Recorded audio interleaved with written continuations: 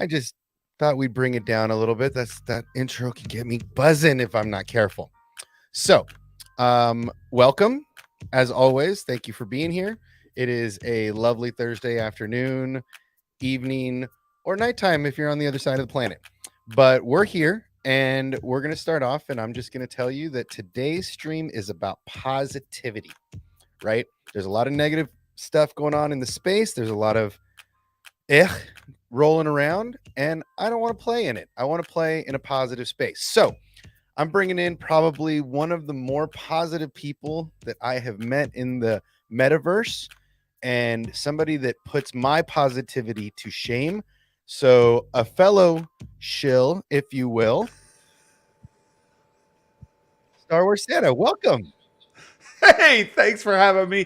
I am just before we came on. I've been having a great time with this Razor Crest. I am blown away by the quality of this thing. And as we were talking about, I'm giddy. I'm like a little kid You are with giddy. It's with a Christmas present. This thing is the most amazing toy I've ever owned in my life, and I am. I can't get over it.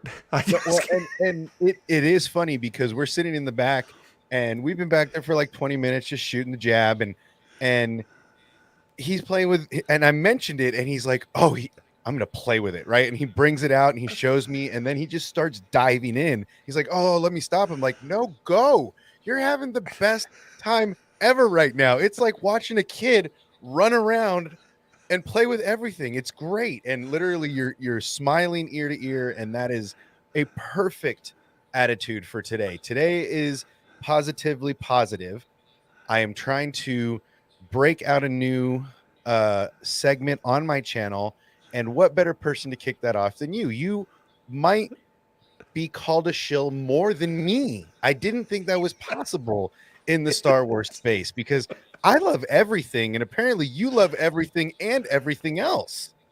I do. I do. And my friend Meg is in the chat. Good to see you again, Oh my Meg. gosh, But it's another she's celebrity in the amazing. chat. Didn't she just hit 100K? Didn't she just She did. hit that She just marker? hit 100K. She's amazing. And she Wow. calls me a shill all the time. Yeah. It's No, I'm not alone. I'm great. glad. See, I found another unicorn. I found another unicorn that's also the same. Yeah, I get it a lot because I always want to pull as much positivity out of Star Wars as I can. Yeah, I love it. And we were talking a little bit like I could get negative too, but then I'm reminded, and I'm fortunate enough, my wife is not a big Star Wars fan at all. She puts up with it because of me, but she she reminds me all the time it's not real. And you know, when I remember that it's not real, I have more fun. Like I know we like to escape, and I've been through some terrible things in my life, and I've had really hard times in my life, and many of us go through different things like that. Uh, and that's why we relate to things like Star Wars, or whatever that might be for you. And for me, when I remember it's not real and I can just escape and go out and just have fun watching Star Wars, enjoying Star Wars, it takes me to a very happy place. And just like this Razor Crest, oh my gosh, Oh, like I can't get over this thing. I can't quit. You're gonna have to forgive me, guys. I can't quit messing with this thing. it's he it's was new to lifting it. me, He right? was lifting it to put it in the frame with himself, and it was I almost just difficult to do. it's too big. Like It, this thing's this thing is enormous, and I love it so much. I love the it so much. detail is fantastic. Also, I mean, just It's every panel looks. it's so remarkable. And I was getting ready to hang the carbonite blocks in here, and I was trying to figure out how do I get inside this. And right before we came on the stream, I almost laughed because I pushed the button and it came up, and I was like, hee, it opened. Like Literally, we're in the there's a kid backstage. for you. He was so You know, giddy you could about that right there. you see the carbonite blocks, and this is what got me too. Like, hold on, I gotta sit that down. But when you look inside this thing, again, it's huge, right? It's But huge. you see the detail in here. This is the netting on the walls and stuff. I haven't even got to play with that yet, you guys. Like, this is great. That's Just, amazing. I can't quit laughing. I can't quit like chuckling. This is so awesome. I'm having so much fun. It's the best.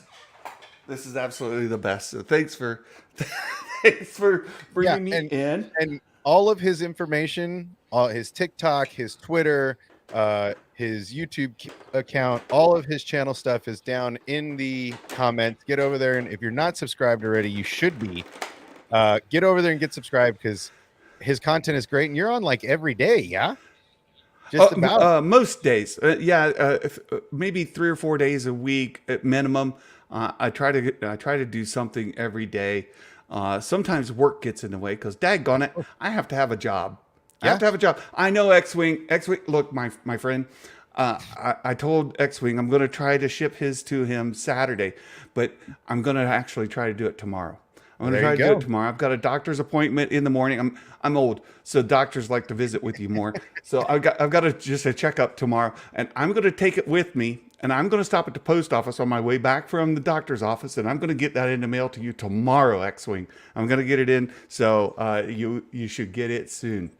Uh, don't want to Well, keep you I'm waiting. sure he is going to literally drop his jaw Yeah. because you I, are having the best time with it, and he geeks out more on toys than anybody else I've met in the space. So he's going to have the best day when that arrives.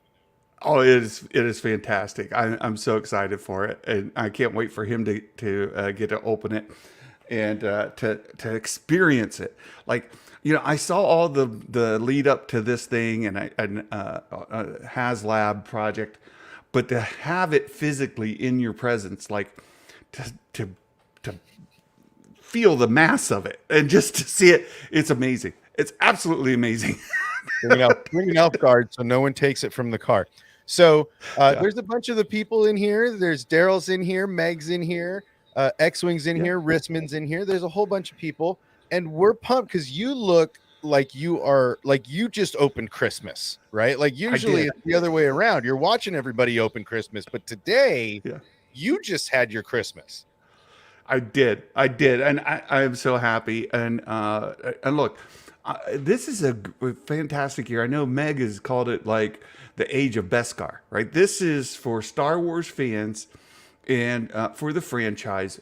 We're getting some more Star Wars content, good quality Star Wars content. Now, I know folks have different opinions on things, and we could talk about all of it, whatever you want.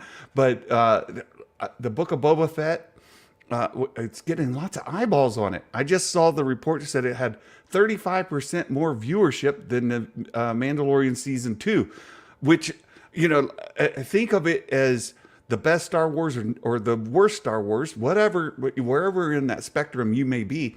There are more eyeballs on Star Wars now than ever has been, Well, ever. and let me add on to that. There's more Muggles watching Star Wars right now than ever, which means more merch, Absolutely. which means more merch gets sold, which means more eyes on Star Wars, which means more opportunity for them to continue telling us stories. If I know. Mando season 2 was the bar that they set because it was an epic bombshell, even though the story was not as cohesive and the flow was not as good as we would have expected based on the hype, and we can get into that, but the fact that more muggles are watching is actually good for Star Wars. I agree. I completely agree. And I use my wife as a barometer because we grew up in the age, right? She's a year younger than me. So 67 and 68, we were born. I was 10 and she was 9 when Star Wars came out. So we were in that target demographic. And we grew up with Star Wars, and it was a big, big event for us. It changed movies for us. She remembers it, and she's not a Star Wars fan. And she for her it was just another movie. She's into horses and into girl stuff. Not so much. Me, not so much. I was into Star Wars, and we got married. We had kids, and we grew up. The kids grew up riding horses and doing horse shows and stuff. And I was into Star Wars, but you know, as a dad, I'm doing the horse stuff with the kids and doing soccer and all that. And on the side, I was obsessed with Star Wars, always obsessed with Star Wars. In the prequels, she started watching the prequels. She watched the Phantom Menace, and she's like, ugh, I didn't like that movie. She started Attack of the Clones, and she said, I'm out, and she left. Yeah. She just left. She's like, nope, not for me. I'll see you later. And we were married at the time. It's not like, you know, anything like that. But it's just like it's not for her.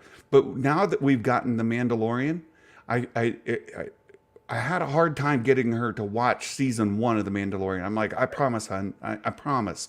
Like, this is different Star Wars. This isn't, and just bear with me.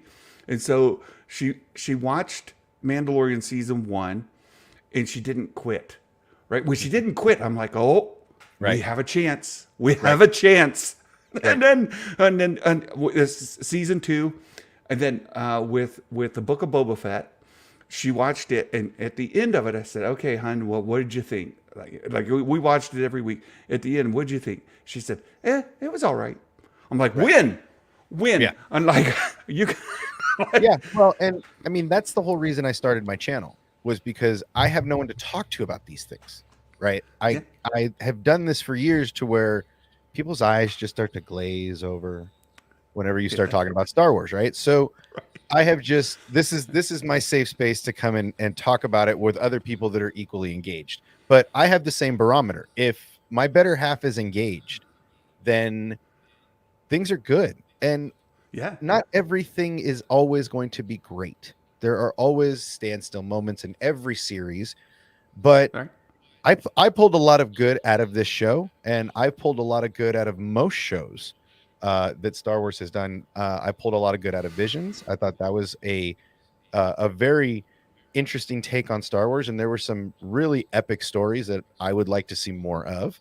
There Yeah. were also some stories that I really never want to see again, and that's what's great about this space. Like you said, yes, it is a fantasy world, but we can make choices about what space we live in within this fantasy, Yes. right? That's fantastic. I love that. I love that so much, because maybe not all of it is right up your alley. And like you say, you pull things out. Like I saw Meg talk about Attack of the Clones. Attack of the Clones is my least favorite Star Wars movie of in series anything. Like, it's one of my least favorite Star Wars anythings. And yet in that, there's some things that I find value out of. And Meg and I were talking about it, and so she invited me to participate in a documentary she's making this year for Attack of the Clones. The anniversary of it is coming up, and I'm going to be talking about Count Dooku, because there's some great Star Wars lore and content with Dooku in there that if you're not paying attention, can slip by. So there's some good content in there, even though it's my least favorite Star Wars. You know? Well, and I mean, that's the, I guess for me, that's the beauty of the IP. That's the beauty of Star Wars, and that's the beauty of what George Lucas created, is there's enough room there for interpretation. Now, Yeah. for me, Attack of the Clones is some of the most story depth Star Wars that's out there. I mean, you really get these little, you don't even get full explanations on some of that, right? You hear Anakin talking about rescuing Obi-Wan 9 times, right? Oh, wait, that one Right. doesn't count. Or, right, you get these little pearls that they haven't even gone into, that we may now finally get during Obi-Wan.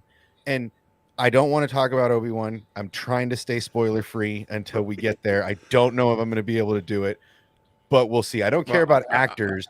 But I'm like, you'll see me. I'm the kid in the corner, like, oh, no. Right? Yeah. I don't want to. I already hear know almost the entirety of the first episode.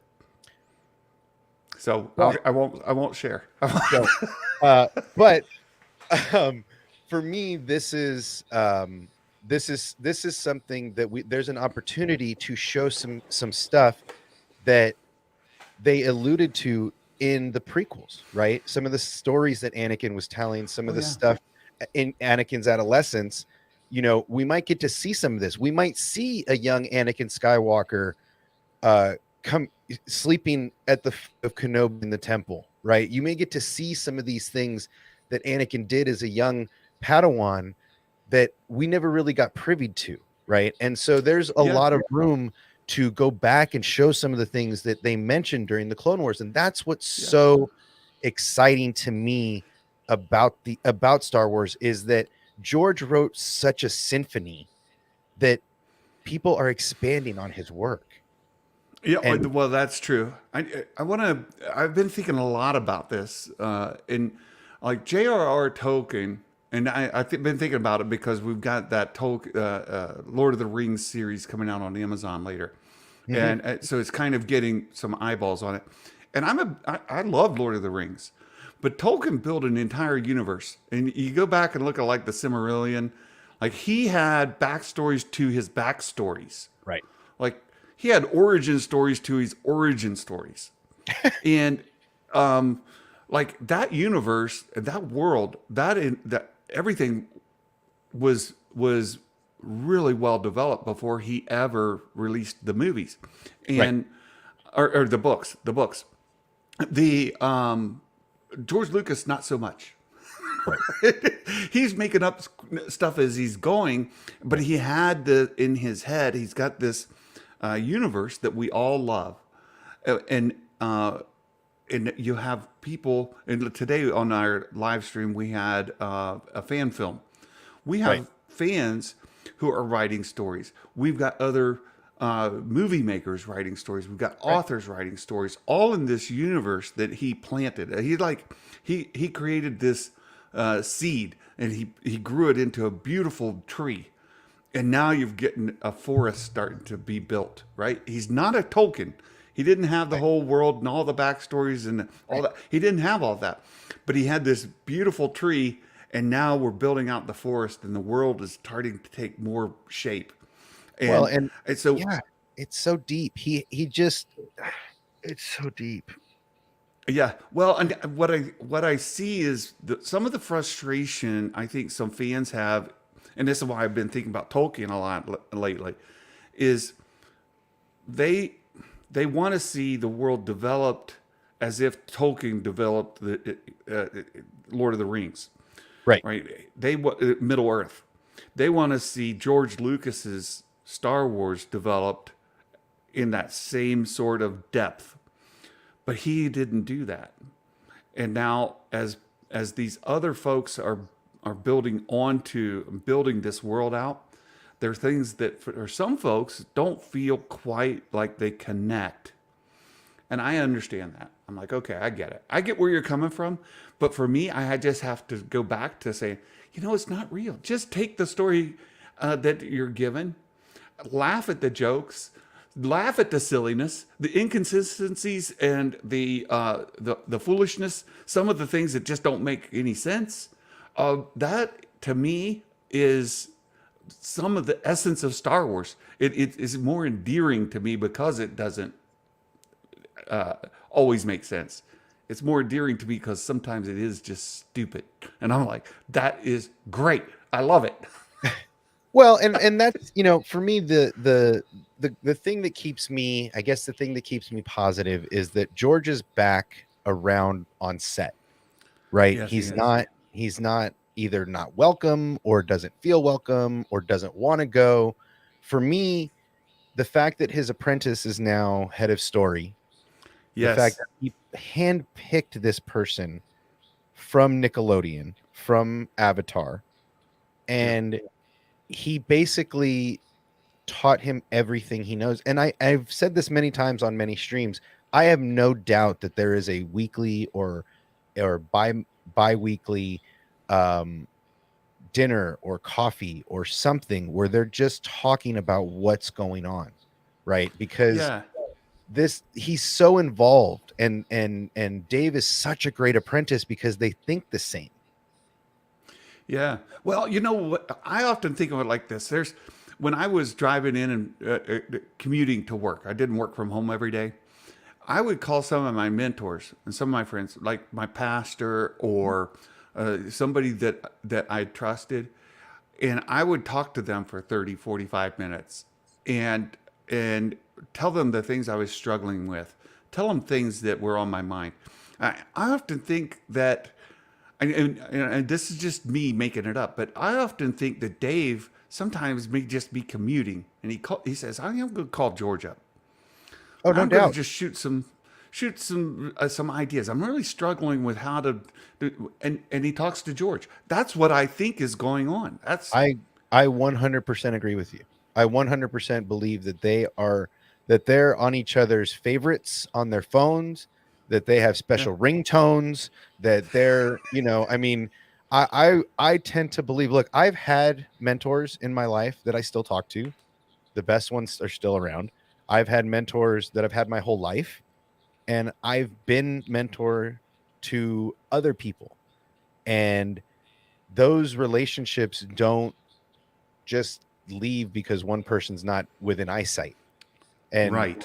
George taking a step back, after the sequels and taking a step and this and then the leadership changing, you can see it in the Mandalorian. I think it's season 2, um, behind the scenes stuff where you see Favreau handing George Grogu, Oh yeah, and the whole set is literally like, I'm not crying. You're crying. I'm just gonna put my glasses on real quick. Hold on.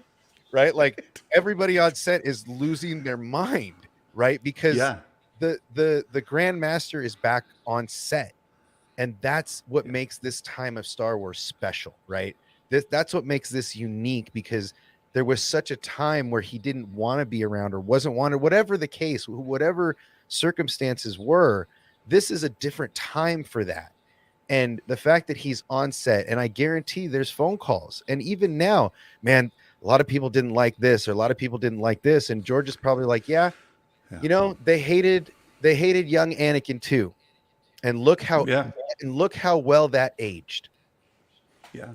right? There's a story that's making its way in the last few days that of George's concern with Grogu, Mm-hmm. that he needed training, and so of course you Stubborn. get people with different opinion, different kind of uh, uh, uh, well emotions related to what's going on. So there's different spins on that story, but to know that they're having the discussion. How do we know that that was George's concern? We know because they had the conversation. Well, Right. so it just Right. verifies what we were talking about, right? Like they had the conversation because they're talking. Yes. Yeah. And so I think this is fantastic. I think it's great for the franchise. It's great for the fans. And I think I said this on another stream the other day. What fans ask for and what they want aren't always the same thing, Right. and we see that in Mandalorian. Like the people who love the Mandalorian, who also are very critical of Boba Fett, realize that that's still the same writer. I mean, still the same story group. But it's still Dave and Yeah. John, Yeah. at the helm. Yeah. Even though you got different directors, you got different kind of influence, but still at the end of the day, Dave and John are there overseeing that. And I think the issue is that Boba Fett is a known entity where Din was not. And if it were Din's story, you'd be like, well, I don't understand this, or I don't understand that, but you wouldn't be as critical. And where the criticism comes in is because there are certain expectations or thoughts that Boba Fett would be a certain thing, and then as you see it, you're like, well, that doesn't make sense to me. So I get it. I understand where they're coming from. I was just never a big Boba stan, you know? Well, and I mean, look, I'm of the camp Filoni, right? And for Yeah. me, it all stems from Dave brought John over from Marvel, right? Dave made a Yeah. draft pick, and he's like, I, in the first ever Star Wars draft, take John Favreau, right? And I Yes. give up my next 2 first-round draft picks to Lucasfilms, or to Marvel. Um, so for me, that was a big move. And I know a lot of people are not thrilled about Book of Boba, and I get it. Believe me, I get it. I've rewatched the entire series a couple times, and there are things I wish would have been a little more graphic. Personally, Yeah. I expected machete, right? I expected Right. machete. I expected, when you come out, and again, this is the only negative thing I will say, and I don't even think it's negative. I just feel like the PR department needs to wrangle in the people working on their projects and just let the stuff that PR is putting out, the trailers, the interviews, and that stuff, let that talk, and have everybody else just zip it until the show comes out and then give your opinion. Because I've told this to X-Wing many times. I've told this to a lot of the other guys on stream. Rob Rodriguez put out a tweet that took everybody's expectations that were already looming in the atmosphere and literally shot them into outer space, right? Yeah. Literally pushed Yeah. them out of orbit. And that was a mistake. And I Yep. don't know which episode he just watched and then tweeted, because it Right. wasn't any of his, because his, Right. in my opinion, were the most non-impactful, right? I feel like everybody says, well, this is Disney, they're not going to kill off this group, or they're not going to do that. And I was like, did you not see Din Djarin chop a man in half and then take his severed head in a bag, walk it through town when it's bleeding, and then put it on somebody's dinner table? At this point, Disney, all bets are off. Everybody do whatever you want. Right? That's how I feel about it. That was for Daryl. Right? But that's how I That feel was about great. it. At this point, all bets are off. So to say you can't bomb the Skittle Gang or you can't take out the Power Rangers, bro, there's no doubt they can do anything they want now, because Disney Yeah. Star Wars has crossed a threshold when you have a man carrying a severed head through town. I'm sorry. Right, right. And I mean, they slice a dude right in half on the table. And yet, there's, I mean, hello? That was And there. that wasn't And enough, right? You couldn't just take a picture or like load him up in something and take him on your ship, right? No. You took his head off and took it with you and left the rest of his body. yes, Like, right. there's no line they What won't I cross love in Disney is, Star Wars. I'm sorry. so we had a point of reference, right? We had a point of reference for Mandalorian season 2, and Boba Fett's in there cracking armor, right? Like he had just Yeah. like flat out taking guys out with that gaffy stick, and armor's flying, chipped off in pieces, and so it's the same dude. It's the same Right. dude. That was Robert Rodriguez. And remember, back from the making of Mandalorian, he was the dude with his toys in the backyard and his kids, Right. kind of telling the story with the vintage collection figures, like, shooting each other and stuff. Like, that was great. So I think when he gets here, he is.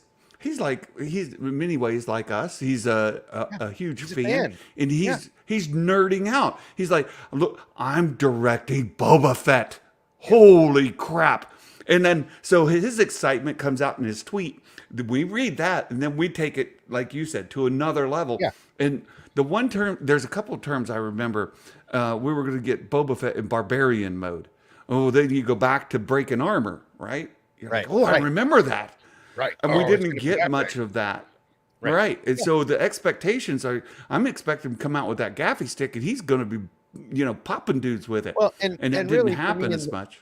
in the last episode of it, spoiler alert if you haven't, plug your ears, but in the last episode, it was awesome to see Boba Fett using his jetpack on the ground. Like, that's an experienced bounty hunter, that's an experienced person with that jetpack, to not just fly off into the atmosphere and run away or get some altitude, but to use your jetpack to slide across the ground to another position.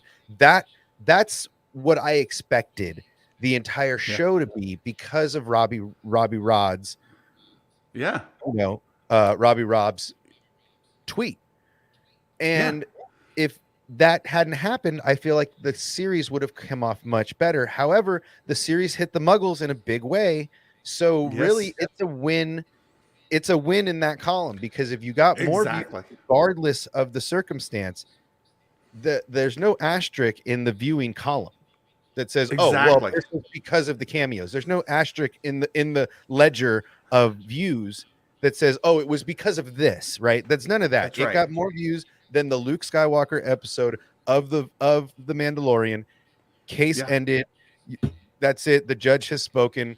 Court's adjourned. Yeah, Right? we're growing viewership, and sure, there's the like cartoon that shows Grogu as the Trojan horse and all of Star Wars inside. I Yeah, I'm great. good with that. Yeah, I I am got one. absolutely if you want to buy all the Grogu merch, go buy all of it. You want all the cute stuff? Get all the cute stuff. If you're drawn to Star Wars because of cute, let's give them more. Yeah, and they did. Because And they did. what's going to happen with that is slowly, eventually, they will start picking up on some other things. They'll they wait, and my wife did this. My wife, look, I told you, she's not a huge. She's like, wait, why does Luke look so young? Isn't he like already dead? I'm like, oh no. My wife thinks this is after Oh, they did it to the me. Rise of Skywalker. She thinks this is after. Oh no, I've got to explain to her, like, oh, but Well, I mean, but but you know that's like you were saying, the cuteness factor, right? Like what? And yeah, for me, if I don't get a BD1 droid on the market soon, I will revolt. That's all I'm saying. I wanted a BD1 since Fallen Order. Why they didn't capitalize then is beyond me. I want a Lego and I want a full size action. I want a life size. And why they didn't do that after Fallen Order, after the huge success of the show or of the game, is beyond me. But now that they've seen it in live action, how do you not get that cuteness factor? Because that droid is exactly. gosh darn adorable. Exactly. So what happens is then they say, "Oh," so they're like my wife, who say, "Wait, I don't understand." Well, now they want to know, well, how did they get here? And then they want to know, well, how did that happen? Well, how did that happen? How Right. did this other thing? And pretty soon, Yes. the all the Star Wars is coming out, right? So now she can go back and she can watch other Star Wars content with the knowledge she has from this, and maybe have a different appreciation. So I am absolutely great with Mark. I see your comment, Mark Hamilton, that Jason just dropped some Kenobi scoops. I don't think we want to go into any kind of spoiler territory, right? My friend here wants to stay away from any spoilers. He wants to I'm go in trying blind. to. I At least appreciate that. spoilers on what happens in the show. If we're talking about actors, directors, producers, stuff, cool. I'm cool, baby. Lay it on me. But if we're talking like what happens in the story, I want to be the kid in the corner with my ears plugged. But real quick for Novak, yes, for all intents and purposes, I use the term muggles for people that are non-Star Wars sweaties. So just like those are non-magical folk in Harry Potter, we use that term for people that don't understand our obsession. So yes, that is what it is referring to. Just to lay it out there for all the people that don't know, I use the term muggle for anybody that doesn't understand what we're talking about. Yeah. I But just looked real quick. Jason Ward's piece is plot spoilers. So let's stay yeah, away from that. I want no part in Let's it. stay away from that. No, no, And no Leah need to Rose. plot spoil. Good to see you, Leah. Good to see you. Leah Rose. I've met her some time ago. Haven't seen you in a long time. Good to see you. Yeah, Yeah. she's a So, regular here. We love having her here. well, I'm a certain style of shill that people sometimes are kind of Me too. repulsed by, and I'm And we okay. were talking about this backstage. This is exactly what, like, this is a shillathon. Like, we need more shills like It you is. and me, because I feel like you're the only shill that outshills me, and I'm a shill. So, like, you're like the will shill, right? I I am unapologetically Like shill. you're like the grand That's poobah of shills, right? I'm like I need Kathleen Kennedy to learn that I'm a shill and start issuing the checks. I will Well, cash I mean, them. you know what? If nothing else, just run things through you first, right? So that you know Right. that it's still enough to put out in the metaverse, right? Exactly. Right. I'm happy to. I love Star Wars. In the Boba Fett season finale, I was smiling and laughing. I had a great time through the whole thing. I just enjoyed it. from the beginning of the Rancor to the taking a nap with Grogu at the end. I loved every bit of it, Well, and see, I I'm just so glad you brought grinned the ear to Rancor baby ear. scene up.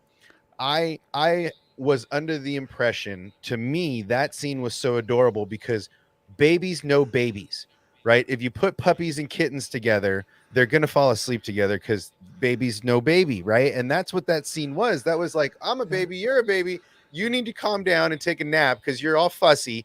So let's lay down together and take a nap together. And Yes, baby, they just spoke baby. Like that's what happened. yes. It was so good, and then I watched it again that evening with my wife, and I loved it the second time. I was like, oh, you know what? This is growing on me. I absolutely loved it, and I have no problem. Are there issues that it causes? Things I wanted to see that didn't happen? Are there things that like I'm perplexed why they did this instead of that? Sure, sure, sure, sure. Yes. But boy, that was a fun episode to watch, and I loved it. I mean, it was so filled with all of this amazing content, right? Like just seeing that X-wing fly in with R2 piloting. For me, anytime R2's on screen, I'm digging it because that's Yeah. my guy. That's my favorite character in the OG Star Wars universe. I'm a huge Ahsoka shill, so that's a whole different level. But for me, Same. R2 is my dude. I am still of the fact that R2 is the one that saved Grogu. That is my holding card. I'm holding onto that stern. I've been saying it for a long time, and that's my go of it because I just feel like that's the guy. It would be great. I saw a theory lately that has me wondering if he's saved by any of that. Like, uh, and I can't go into it because part of it's in the Obi-Wan thing that I know, and I don't want to. I don't want to ruin anything. Dominic, did you put the Razor Crest together? Dominic, it is right here, Oh, and amazing. I love it so much. Oh my god. There's not much else. I still need I mean, to you can load the barely weapons lift it locker. if you're watching. It's basically Oh, like giving him a workout to get it in the air. it's massive. It's massive. So you guys can see it here. Like this thing is, it's bigger than you think. In the weight, the it's huge. But I have yet to assemble the weapons locker. That's the tough one. Yeah. Getting all the weapons in the weapon locker. That's the hard task. But yeah, this is here. It's gorgeous. It's absolutely beautiful, and I can't wait for X-wing to get his. And I'm happy Oh that my I'm god. able to get that for him. It, Uh, it's but it- but you remember those cartoons where like the mushroom cloud would hit when somebody like had an epiphany or like got hit with something like that's what's going to come out of X-wing's home is the explosion dust cloud when he gets his hands on that thing. It looks oh, awesome. And it's so exciting. after what And happened to I've his got robot, Din Djarin's right here watching. You can see him right there looking out. It's it's now they beautiful. need to make a little Grogu to put in the passenger seat. Oh, we have, we've got him. He's right here. There's Yeah, little tiny Gruger. there he is. Yeah, right. He is a tiny little He is guy. a Let's tiny put him little here. thing. It's amazing. He is Yeah. adorable. I've got him right here, but he's I haven't put him in there yet. But anyway, that's the case. So No, what? so go ahead. Go ahead. Go ahead. Go ahead, please. No, I was just saying the Book of Boba Fett is not without its flaws, Sure. and I feel the same way I do towards Rise of Skywalker in many ways. Rise of Skywalker is not the perfect movie. I loved it. I thought it was fun, and I've seen it several times. But and every time I watch it, I pick up something else that I can enjoy. Not perfect. They made some decisions. I'm not aren't my favorite. They did some things that I wish they wouldn't have done. Um, but at the end of the day, I'm okay. I'm all right.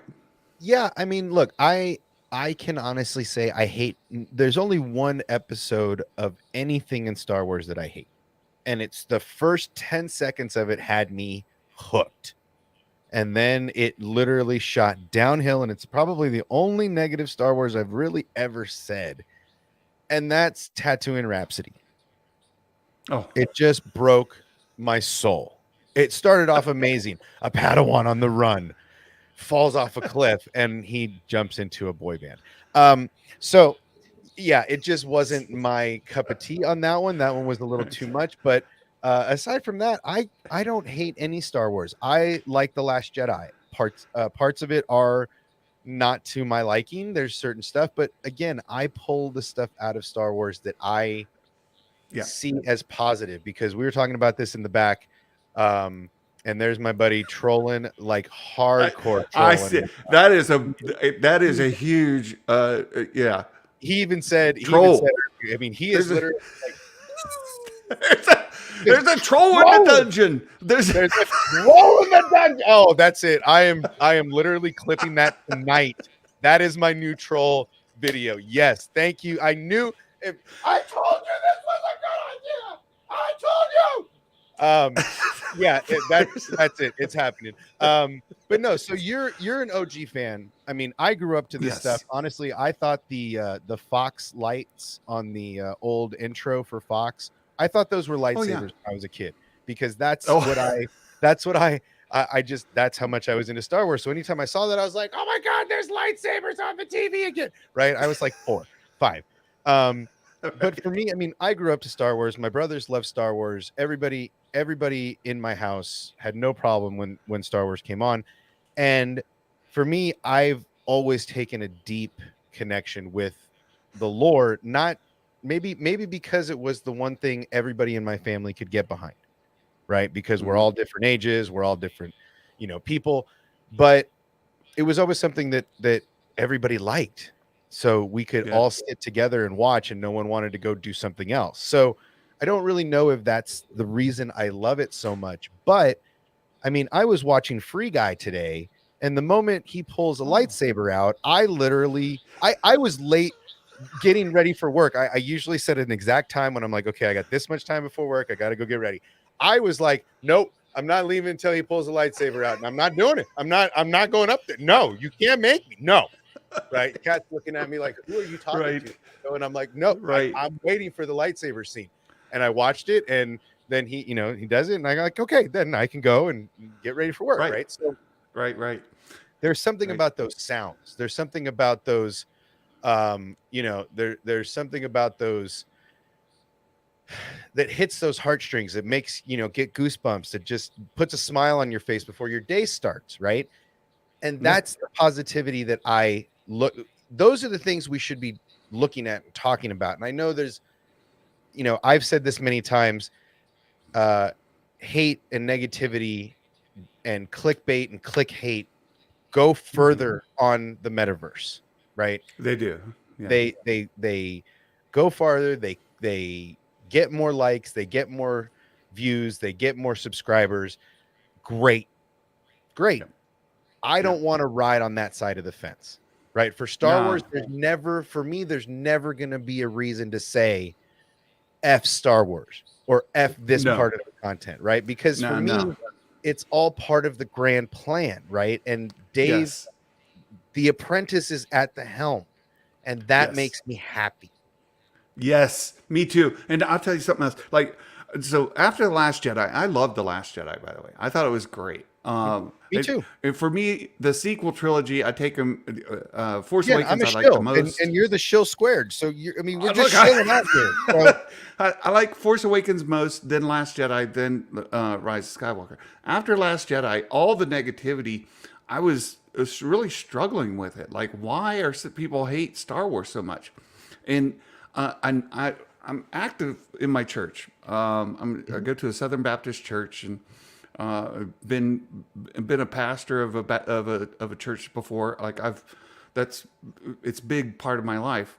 And I was doing greeting at the door at the church where we go to now, and one of the teenagers that would come by and talk to me stopped by and said, "Hey, I tried to join a Star Wars forum over the weekend, and everybody started yelling at me."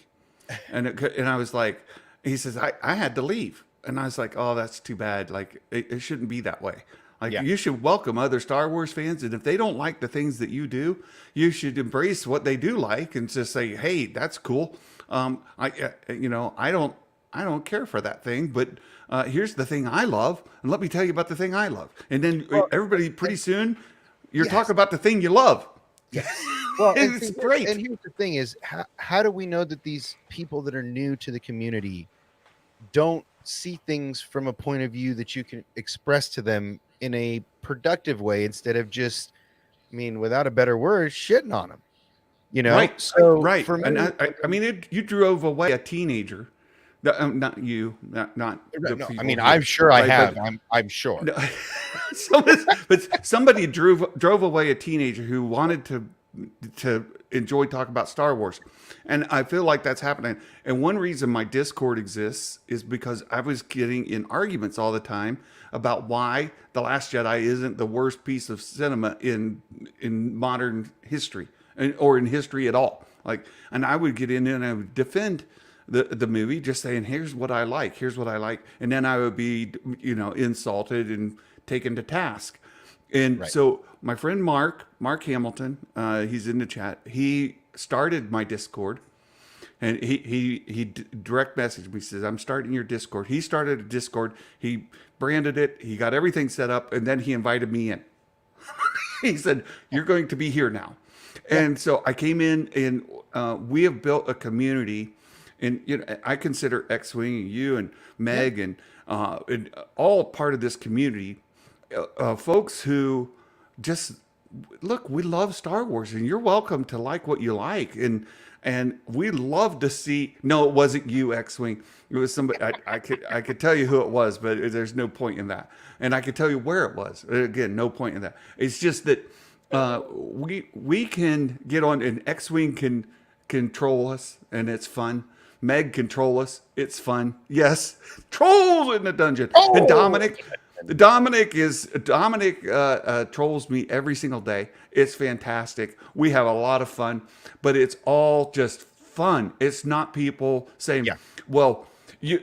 It's objectively bad. You're like, I don't think you know what that word means, and tell you that, well, you haven't read enough of the books, or you don't know enough of this, or you don't know enough of that. You have a bad whatever, and to really argue and fight with you. It's not.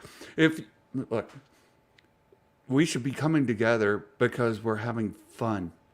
We should be coming together because it's that escape. It's the place to go Yeah. to do away with the stress.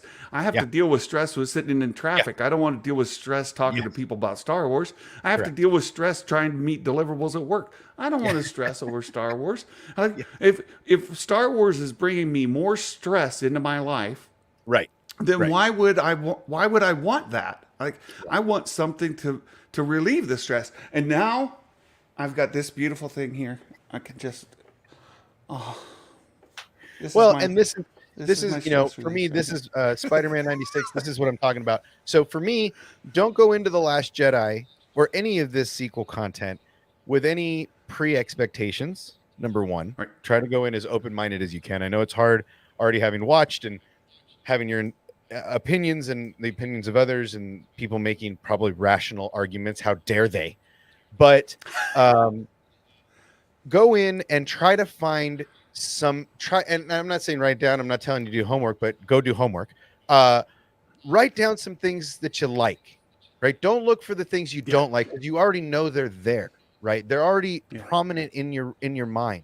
Try to find some things you like in those stories. Try to find some things that maybe inspire you a little bit, instead of going in and looking and finding those things that are bright red because you've already seen it and you know what you don't like. Try to find something that isn't negative. Try to find something that's positive. See, for me, one of the most, for me, the biggest scene in the entire sequel trilogy is for me, that is the most impactful, that is the thing that I enjoy the most, is the conversation between Luke and Yoda. Oh, And that for was me, great. When I was in the theater, and I remember we saw the real Yoda. Again, I'm yeah, old.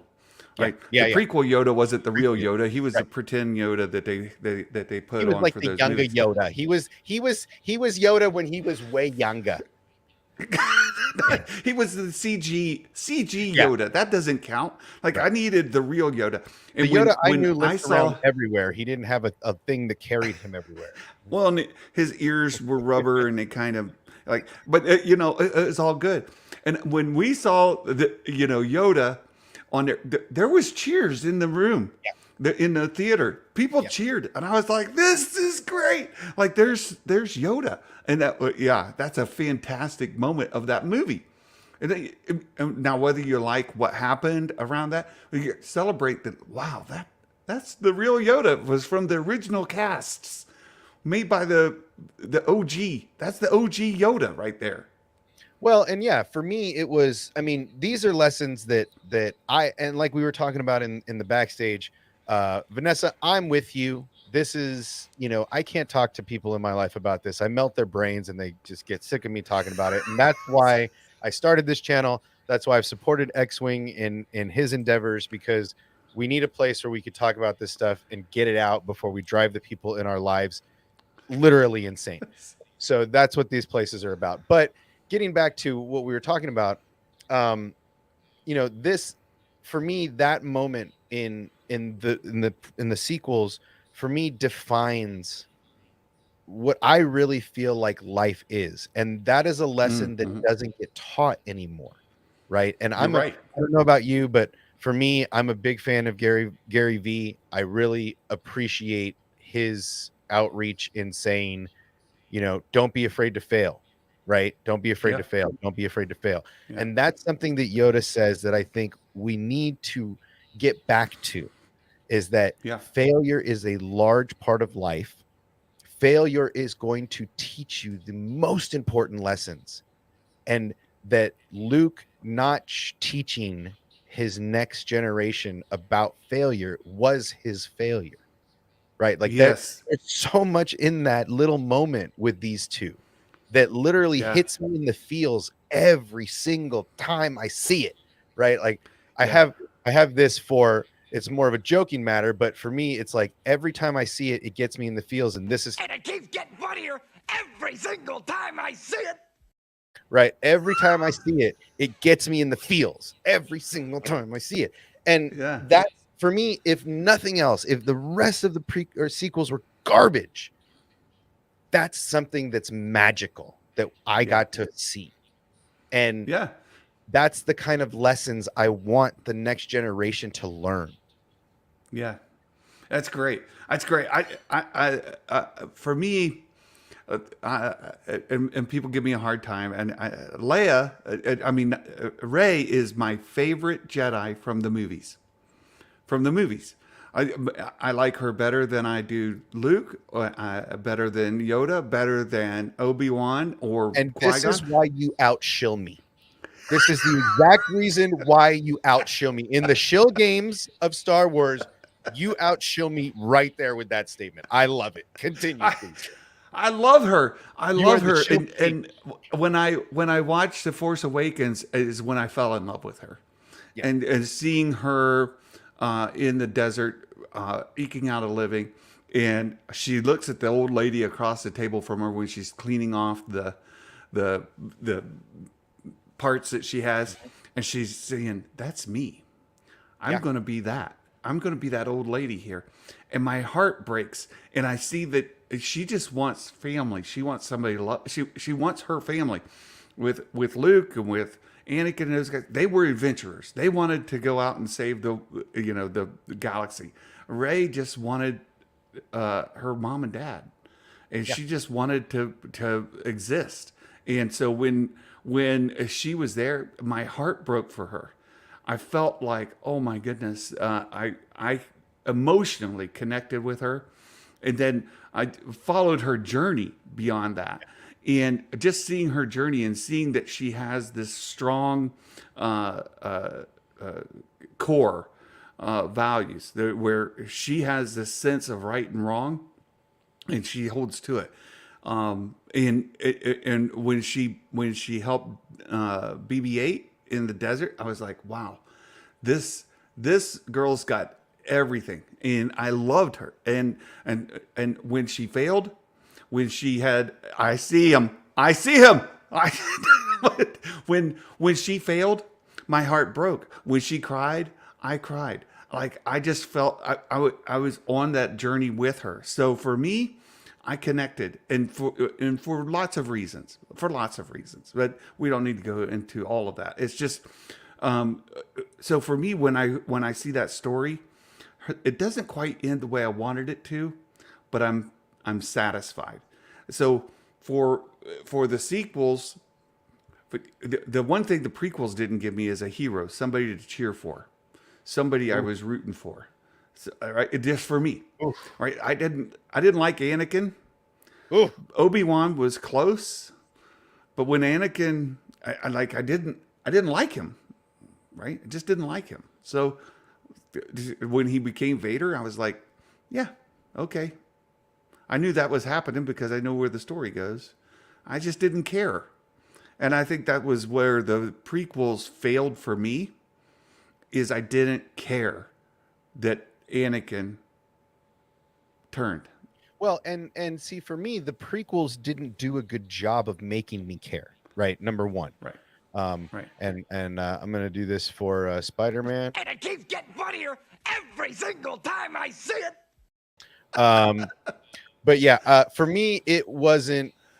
It wasn't. They didn't give enough. There was a lot of passion. There was this, that, and the other. But really, what really made me see the trials, and this is more coming from more of a Muggle perspective, right? And this is what I hear from my Muggle friends is, well, they didn't really make me like, his turn was so quick. I didn't see it. I didn't get it. It kind of was quick. And for me, the Clone Wars did a great job of illustrating the struggle, the true struggle that he had, the stuff that he was dealing with, and how all of that came to this breaking point, right?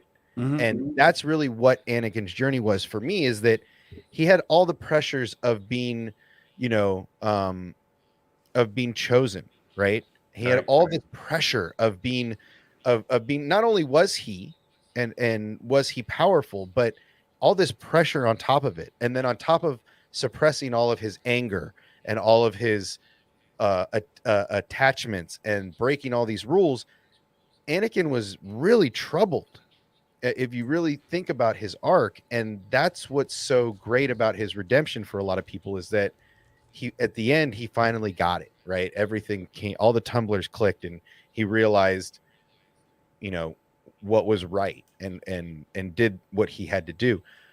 But a lot of people didn't get how quick the turn was, and I think that's why George and Dave did such a great job with the sequels in saying, "Oh, you didn't get it?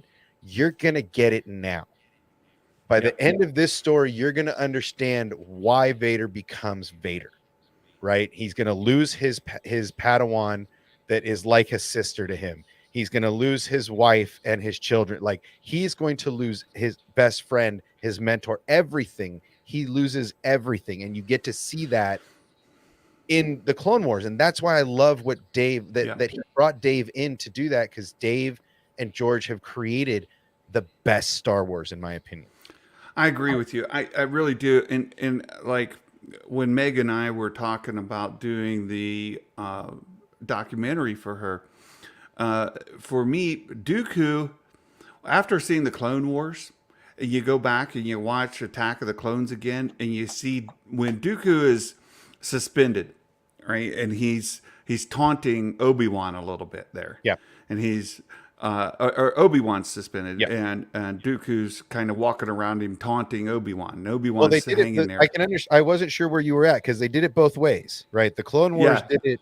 Dooku was suspended, and then Right. the No. movie Yeah, did yeah. it. So yeah, I could see so I Exactly, wanted- and that's why I flipped it. But in Attack of the Clones, it's Obi-Wan hanging there, and Dooku is talking to him. That scene, like after seeing the Clone Wars, I went back and I see that scene, and I'm like, holy crap! Yeah. Like he tried. that was like he tried to tell Really Obi-Wan. tried. Yeah, he like Yeah, that's what's so crazy, is that I honestly think at some point in the beginning, maybe Dooku was trying to double agent this shit, right? Like yeah, maybe Yeah. he was like, okay, I leave the Jedi Order, but maybe I'm not really leaving the Jedi Order. Maybe I'm just leaving the Jedi Order to come be over here to try to play both sides. And maybe I'm gonna like I gotta find somebody on the inside to like get me back up in the council so I could tell them what's up. Like I don't know.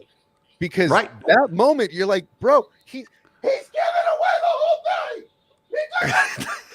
You're yelling Right. at everybody. You're like, bro, he's giving away the playbook. What is going on? I feel here? I feel like the meme where you see Leonardo Leo? DiCaprio Yeah. sitting there and he's pointing. I'm like, there. Like I'm in my chair. I'm like, wait. I just don't. There's just so much. And then they flip it, and he was like, "I tried to tell you all those years ago, and you didn't listen, right? I tried to tell you." And it's just such great turnaround that later in the series we see that same conversation, but in a different way, right? So Exactly. there's like Exactly. I said, I just feel like John coming on board, and again, for me, everybody's like, oh, John's the savior, John's the Star Wars guy, John's the reason we have all this. No, Jon Favreau gets his credit. He created Mandalorian, he came in with a great story, but who drafted him away from Marvel? Oh yeah. That was Dave Filoni, Look, who had him voicing it over. John is fantastic because he brought back to Lucasfilm is a company, not Star Wars, Lucasfilm. He brought back to Lucasfilm what George Lucas did, right? Innovation, Right. and he was pushing the boundaries. And Jon Favreau said, "Wait a second, we need this." And brace yourselves. Shill alert. Kathleen Kennedy approved it. And Kathleen Kennedy said, "Oh, that's a good idea, John. I think you should do it." And so she approved it. She let it happen. She funded it. And John had that volume built, the stagecraft. Yep, And the now that pushed things way forward. We got stagecraft version 2 in season 2 of Mandalorian. That technology is evolving. Lucasfilm owns that technology, and they're selling it as a product now to other filmmakers. Oh, Marvel will They be have using they revolutionized the technology. Yeah. They pushed it, and John, I give him total credit for that. But you're right, Dave Filoni is the guy who is keeping things in line, and much like he did with and I've seen some criticisms of Dave Filoni lately. Oh So yeah, people there's complaining tons. about his writing and this and that. But look, you got to go back to he's a student of George. He is the Padawan learner, and George kind of molded him into his own image, right? Yeah, And so, what I'm looking forward to is when and I know our folks over at EBN are distressed over where all of this is headed. I know that there are people who are really, really stressed over where things are going. Our friend X. our resident troll is very distraught. And I've been talking about this for months, but please continue. Yes, but I look forward to the Favroni verse going into to give them the moments when they can go back to the Last Jedi.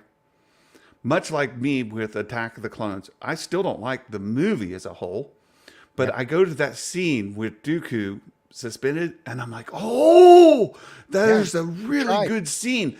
And so what you said earlier about find something in there you like. So let's fast forward ourselves 10, 15 years from now, when this universe has been expanded with Filoni, and he's peppered in the backstory for a lot of this, and you'll go back to the Last Jedi. You go, oh, and maybe it's not the Last Jedi that you enjoy even, but that scene, you'll say, oh, that ties into season 7 of Ahsoka or whatever. I don't know. Look at what they're doing. Look at what they're doing with the armor in the Mandalorian, right? That's a total playback to Rebels and the Maul Guard, right? Maul's Mandalorians, right? That's a total playback to that era and that mentality and that version of Death Watch. So that's what's so great about the apprentice taking over and letting his mentor come in and help him connect these dots in a way that makes the story flow, right? And Yeah. that's what I've been saying. A lot of people are not going to be happy that the Luke that we see now is eventually going to become the Luke that we see on Octu, right? Yep. I have been saying it for a long time. The Luke we see on Octu is really, for me, a man with PTSD, a man He largely is. that is There's a just done with it. there's a neat scene in Last Jedi with when Luke is training Rey on the rock, right? Mhm, mhm. And right after he whacks her hand with that fern or whatever, right? But where he tells her, look, what do you see? And she talks about all the living things, right? Right. And she's going, and you see like the dirt and the grass Life, and the death, decay. Yep. blooming, all these things coming up. And she says, then I see darkness, and then you see the dark cave, and then blah blah blah blah blah, right? And right after that, there's a line where she says, wait, I don't see you. Right. She doesn't see him in the light or the dark. She sees everything, right? The dirt, the seeds, the sprouts coming up. She sees The the dark, decayed all that. bodies underground, right? I He mean, is not in. He's not there in the cosmic force or no. in the living force. He No. is absent. Yes. So he was blocking. He's there. His body is there, right? He should show up in the living force. Not everybody who's force sensitive has to be there. His body is there. He's a living, breathing being. In that case, he should be in the living force. She should be able to sense him, just like the little sprout of a weed growing up or out of the light. dirt. Whether he's got Yeah, an something. ounce of dark or light in him, she should be able to feel it. Something, but he's gone. And like he is. So there is a story to be told there about him being cut off from the force. Why is he completely cut off, and how? How does a living being make themselves completely void, like Off of the force radar. completely? Well, Right? and There's something going on there. here's a stretch further. When he first comes back in to the force, right? When him Yep. and Ray are fighting, and you see him use the force to not fall, right? He at that moment can be seen by the force ghosts, can be seen Yep. by the cosmic force. And so when we first see Yoda and he says, "Missed you, I have," it's Yes. because he has been completely off the radar from anybody using the force. And that's because he didn't want his nephew to find him. He didn't Right. want Snoke, who was Palpatine, to find him, right? He didn't want anybody to find him until all the cards were aligned. And that's what I'm saying. For me, that little dude right there, my little R2 right there, is for me the key to all Star Wars, right? He's He great. is the one, he's the magician that knows all the secrets. He knows all the plays. He knows everything about everything and everything about everybody, because everybody forgets that little dude's in the room because he's so quiet until he needs to say something or do something. And so Yep. for me, in even now in the book of Boba Fett, we see Din Djarin showing up to Luke's training area, and R2 goes dormant, completely shuts down, just like we see him in The Last Jedi, right? And that shows me that R2 can completely shut himself down to the rest of the world and not come back to life until he is ready, or it's the moment for him to do so. So when Luke leaves and gives him the last part of the map where he can be found, I'm convinced he tells R2, "Don't come find me until you are, like, literally, I am break in case of emergency. You don't get to break it twice, Yes. right? I am literally, Yeah. when my sister needs me, when she is at her lowest moment, then you come find me," right? R2 has such restraint and such dedication that it's amazing that the story, I just feel like he's the grand storyteller. Like at the end of the Yeah. day, he's going to be the last man standing in the corner, and he's going to be the one telling this story because everybody doubts him. Well, that's what we've known for, I mean, since I was a kid, is that all these stories were passed to us through R2. But that's the other part of the Luke story. And I saw Power Door Girl there talk about PTSD, and I think about Grogu. I don't want to lose that thought. But look, Luke was saying that he was not teaching Grogu; he was just helping him remember, like, and he is unlocking the PTSD.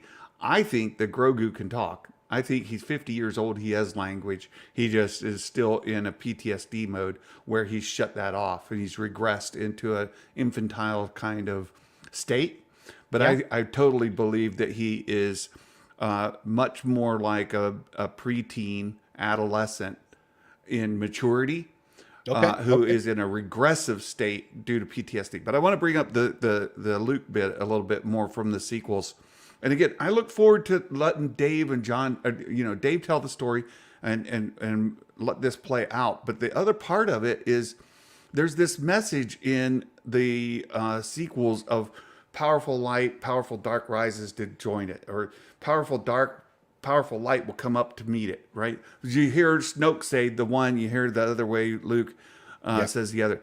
And in the documentary for The Last Jedi, there's some information in there, and when I go back and I rewatch the sequels over and over again, which I do, there's a message in there tied to in the documentary, and tied to Luke being cut off from the Force, and living Force, cosmic Force, he's invisible. Well, there was this belief that, and he even says to the fact of, oh, I'm the all-powerful Jedi master that can come out and just take his laser sword and defeat everybody. Yeah. That the light was so high in him that the dark was rising to meet it. And so he was trying to save his nephew, Ben, for decades, right? For more than a decade. We'll say more than 10 years. Luke was trying to save Ben. And they were aware of this from the time Ben was in the womb. When he's born, he's got this darkness in him, and Leia's worried about it. Luke's worried about it. And they're trying to, and they keep seeing it get worse and worse and worse. And at some point, Luke had in his mind, it's false, and he had in his mind that Ben was being drawn darker because he was so far up in the light. Right. By removing himself, right? This tower of light is now gone. Right. Just completely shut off, gone. Now the dark can't rise up anymore, right? In his mind, he's capped it. Now Ben can't become worse. And he was trying to keep Ben from getting worse. He had to think about the sacrifice that took from Luke. The sacrifice. He had to give up his connection to the Force. He had to give up the thing that made him special. He had to give up the belief that he was the most powerful Force user in the universe. He had to give up every relationship that he ever had. Those ones to Leia that we see in the original trilogy. Those ones to his friends. That they meant everything to him. Well, his nephew meant everything to him. Problem with it. That's I know. Have such a problem with it, but at the same time, I mean, I feel like it's sacrificial. Luke in this moment was very much like Flynn in Tron, right? If you saw the newer version of Tron, that Kevin Flynn stopped fighting because his adversary kept getting stronger. The more he fought, the more he fed that power, the more powerful that got, right? So that's very much how I look at Luke in this situation, is that, he felt maybe not just the darkness in Kylo, but he felt the wave coming. And maybe Kylo destroying his temple was the first shots across the bow. And he was like, I need to stop this war before it starts. Here, I'll do this for you. Troll in the dungeon. Troll. Okay, there. That's for you. That was for you. That was perfect. It was perfect. Yeah, I mean, look, no, you're right. There's a lot of I've felt this for a while now, especially after seeing Luke come into the Mandalorian verse, that they're going to give us what I've been talking about. It may be a long road. We may not get that kind of content for another 5 years potentially, but it's coming. And X-Wing makes fun of me because I do say it, but put your seatbelts on and get ready, because the wave is coming, and they are going to connect these dots and give us a story that makes sense. And the first layer of foundation has been laid. We saw the temple that burned in front of Luke in being built in this Mandalorian verse. So George and Dave are working on it. Yeah, they are working on it. And I love that you say George and Dave, because I believe that wholeheartedly. And Star Wars Theology asked the question, and I want to answer it, because the other part is that when Luke sees Rey and he's angry, it's because think of all the sacrifice, everything he gave up and what she is risking. He's mad. He's mad. Like, you're ruining everything. He's mad as a dog in a Hubcap factory. Yep. Mm-hmm. Yeah. And then, do you think that's why Rey became overpowered that fast in the whole diet thing? I think it is tied to that, because, and that's what made Luke so scared in that scene that we talked about, right? So he's on the rock with her, and he goes, I've seen this kind of power once before. It didn't scare me enough. This time, right, it does.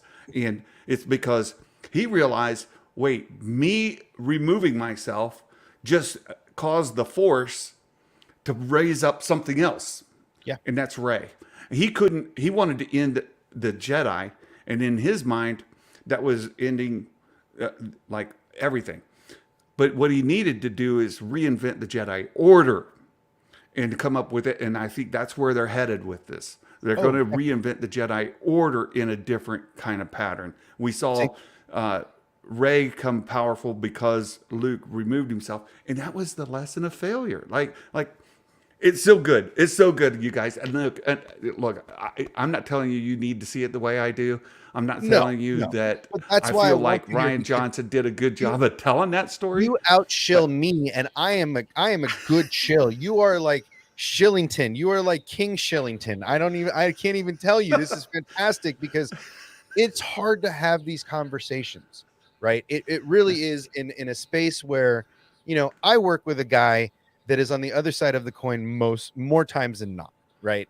Me and X-Wing see things majorly polarly different sometimes. There are times when we agree. Actually, last night I was absent from our weekly council meeting. I had to actually do Muggle things, and he at one point, I still have the clip pulled up because I've watched it a dozen times. He was me on the show for a little bit. Oh, he was showering them with hope. I was have I been replaced? What happened here?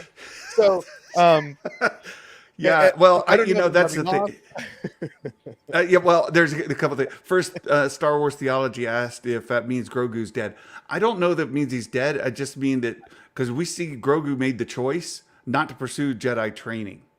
So by the time we get to the sequels, Grogu could be in a whole different part of the thing, and he's not increased in his Force abilities. The other thing is, sometimes, X-Wing, he doesn't like everybody to know this, but he's actually a really good guy. Oh yeah. He plays a scoundrel on TV like a champ, but he's definitely exactly right. But I'm convinced after all that hope, he had to take a shower last night. See, that's what happened. I'm convinced in his heart, he knows.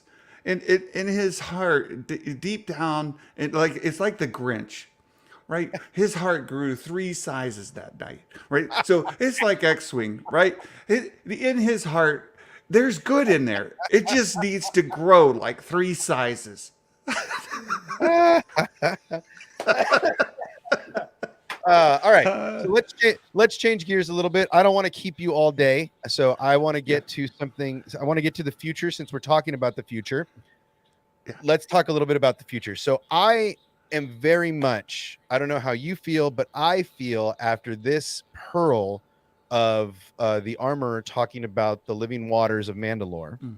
Yes, I feel like I and I've said it in a couple streams, and X-Wing will absolutely troll me for this also, but I feel like there is a mission on the horizon that I think we will have the three leading, the three leaders of the original. Actually, let me rephrase: the three living descendants of the three Mandalorian factions when the factions broke. So I feel like Din being the Death Watch representative, descendant, foundling, Boba Fett being the descendant of Jango, who was technically Mandalore, and then Bo-Katan being the leader of the remaining Mandalorian families. Yep. That these three will go to Mandalore for different reasons, potentially. I feel like Din has to go to the living waters to below the mines to cleanse himself of his sin of taking his helmet off. How dare you? How dare you? Took his helmet off. And then, Boba is going along for the ride because he's trying to find his new clan, right? Because obviously he's not going to stay on Tatooine forever. He's going to be involved in this Mandalorian war. Bo-Katan is returning to get proof that Mandalore still thrives and is alive. Yeah. And that will bring the factions together to fight for their homeworld, right? But during this, they all end up in the living waters, and the mythosaur that lives on Mandalore, the last mythosaur that is in hibernation, recognizes the call of the Darksaber in the living waters, and it acts like a beacon in the water and wakes up the mythosaur. I think that is fascinating. I would love to see that. I also, I saw somebody mention Sabine Wren. Oh, and Sabine, yeah. Look, what if I like the helmet of Mandalore is out there somewhere. That thing has just as much a claim on the rule of Mandalore as the Darksaber does, maybe more. Well, that's what if those are in two different hands? Somebody's got the helmet, somebody's got the Darksaber. That could happen. Well, I mean, John did just come out and say he dove deep into. I mean, there was an interview released today. We'll probably talk about it soon enough. That said, in fact, I'm going to pull it up right now because this is exactly what we're talking about. Let's share this guy right there. Yep. Okay, so this is the article that just came out today. This is from thedirect.com, and this is basically Jon Favreau talking about inspiration for the series. You can get through the article if you guys really want, but there's a key section here where they're talking about Cobb Vanth in particular, and John is quoted saying, "I happened upon Cobb Vanth as I was investigating what was out there about Boba Fett and figuring out the best way to bring that character in. Cobb Vanth's story, told within Aftermath, felt like a Western, right?" And then he goes on to say, when you dig into the deep lore, you want to make sure that you're not excluding fans who don't know about it, but look for inspiration in every corner of Star Wars canon and expanded universe. It's a good way to acknowledge that people have spent a lot of time with these stories, right? This is the stuff that ended up in the Book of Boba Fett. This is where this kind of inspiration comes from, right? And that's what I'm talking about with these guys. Is there's a plan in place. I know it. Yes. I feel it. I'm going to shill on that until we're at the end of this, right? Yeah. Because I hold hope in Dave. But real quick, we got to stop the presses. I got to stop the music. I got to stop everything because there's a birthday boy in the house and he's going to hate me for this. And I don't care. You can hate me all you want. Get mad at me. Happy birthday, my guy. I don't know. I don't remember the exact age you are, but I hope the next year of your life finds you well. I hope it brings nothing but success and happiness. And I'm just glad to be here, and I'm glad you're here. So thank you for being here. Exactly. I look. I'm in Vader's lair because of that, dude. There you go. And he started to acknowledge that Cad Bane may not be dead, and so we're keeping Vader's lair up here as a gift to my friend Sheev for his Nobody's ever birthday. really gone. It's a birthday gift that Santa is holding true to staying in Vader's lair for just got to make it through tomorrow. I make it through tomorrow, then I can get out of Vader's lair and that. And you know what? Star Wars Meg, her birthday's coming up April 10th, I believe it is. She'll be 25. So her and Sheev, the young kids in the room.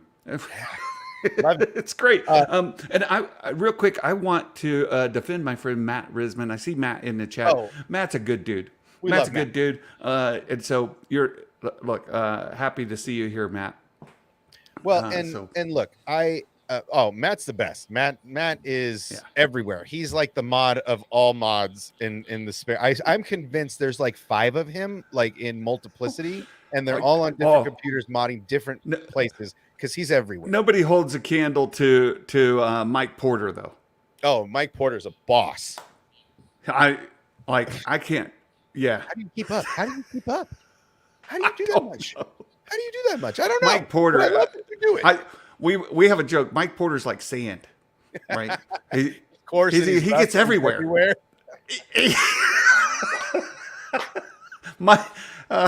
So it's good. I love Mike Porter. So and he's older than me. Oh, see, I love it. I love it.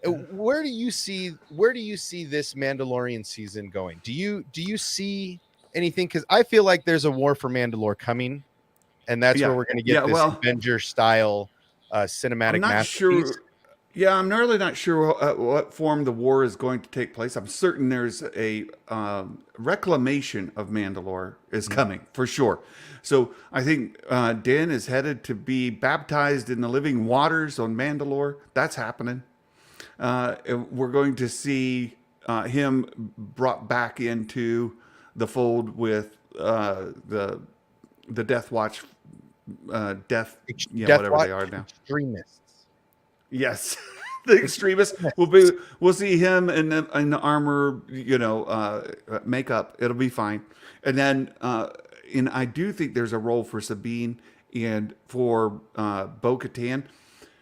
I'm really curious now. I've been debating it and kind of throwing it out there. Just this is a trial balloon. Get your guys' opinion as well. So let me know what you think, and you in the chat, let us know what you think. I think maybe they're moving away from Navarro and all of the harangue with Gina Carano, moving away to Navarro to Tatooine, and Tatooine will replace Navarro going forward, and Boba's castle, Boba's throne will be a refuge for Mandalorians. They will begin to congregate around Boba Fett in Boba's castle.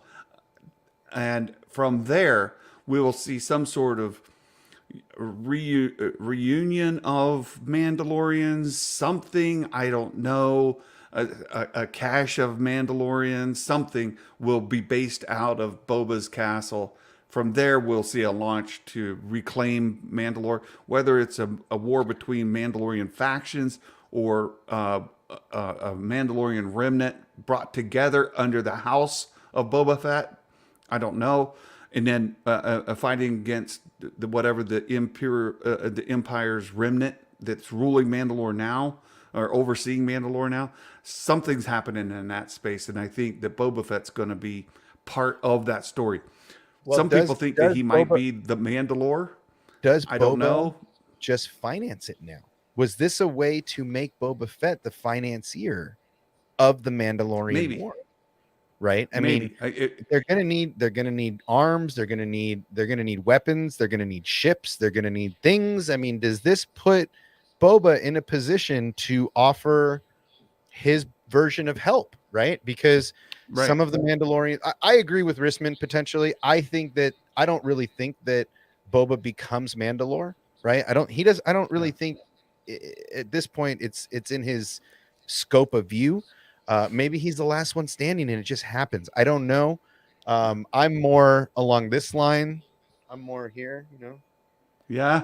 I think those two are my draft pick for the role of Mandalorian leaders. But I think, you know, it's a great space to give us something new, right? You We've Yeah. done Jedi, we've done this, we've done that. Mandalorian lore is deep.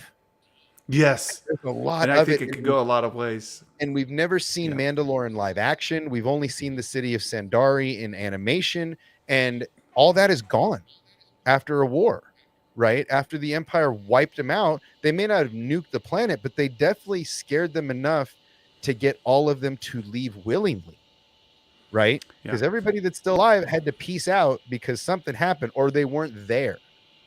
So there's a lot for them to give us with this, and I think Boba's a large chess piece. I think Boba is I do too. important to what's coming. Yeah. I do too. And I have to apologize. I've got a church leadership Yes, call yes, I was that I closing up need to because get we have on. been here forever and it feels like 10 minutes. I'm excited to have you. You outshill me, and that's a hard shill to shill. So I'm pumped. I think I just renamed this segment shilling out because that's basically how I felt. I felt no negativity. I felt nobody coming at us. I just, aside from X-Wing in the chat, he'd been trolling. But man, thank you so much. I am so honored to have you here. Thank you. You are such a positive person in the space. Thank you. And Thank you. I am just, guys, I am just pumped. If you haven't already, get over there, get to all of his social medias. I can't thank you enough, man. This has Oh, been, I thank you. I appreciate you reach out and invite me to come on. This is. I mentioned earlier about on my live stream having a bit of a passion for mental health. I've struggled with mental health issues for most of my life. My kids have, and we've got a friend who is going to do a charity live stream for mental health awareness very soon. I plan to do it for my birthday this summer. I turned 55 this summer. And you know what? Hanging out with you, hanging out with these fantastic people is therapy for me. And yes, I am on a high. I've had such a good time. I feel great. Thank you so much for inviting me. And yes. I've had, and You are all of you welcome here in the anytime. chat, even X-Wing. I love you, brother. You're a great guy. Anytime you want to And shill out, you are more than welcome to shill out here. Bring some friends. Let's shill out anytime you want. I'm here. I'm game. Let's do it. I mean, play with toys before the stream so you're extra happy like you were today. That was a oh great my way to get goodness. into it. I can't wait to see your review of that thing because it's going to be bombastic. But thank you so much for being here. I'm literally Sure. honored that you came on. I'm such a big fan of everything you do over there every day. Thank you. I've got you in the background. It's you and Josh from Den of Nerds are the two that I start my day with 9 out of 10 days. So just Thank keep you. being you. Don't let them take the shill away from you. And thank you so much, guys. If you haven't, get over Sure. there. Thank you so much. I can't thank you enough. And everybody, have a great day. Thank you to Star Wars Santa. Thank you to all of you for being here. We're just so thankful that today was a lot of fun. So yeah, we're gonna get out of here. I'm going to close out, and hopefully we'll have somebody fun come on for the next positively positive or shilling out. I don't know what name we're gonna go with from now on because I kind of like shilling out. But guys, thanks for being here. I'm grateful for all of you, and as always, I hope everything goes well for you today. Make sure to take care of your loved ones, your family, your friends. Take care of your pets. They have mental stress also. That's what I was looking for. It evaded me. But yeah, take care of your pets, take care of your animals, take care of your family, and take care of yourself. And as always, people, may the force be with you. Thank you so much for joining us. And I just can't say enough. Have a good day, everybody. Take care.